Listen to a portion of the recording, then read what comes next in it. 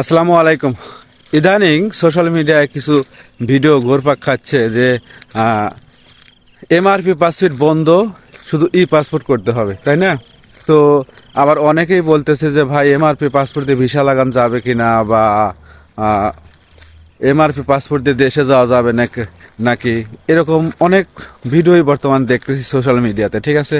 তো এই বিষয়টা নিয়ে আপনাদের এই ভিডিওতে কিছু কথা বলবো যে আসলে এই বিষয়গুলো সঠিক কিনা। তো আমি বলবো যে আপনার এমআরপি পাসপোর্টে যদি মেয়াদ থাকে ভিসা লাগানোর মতো, সেক্ষেত্রে আপনি অবশ্যই ভিসা লাগাতে পারবেন। আর যদি মেয়াদ থাকে, আপনি যদি দেশে যাইতে চান, সেক্ষেত্রে আপনি দেশেও যাইতে পারবেন, কোনো সমস্যা নেই, ঠিক আছে?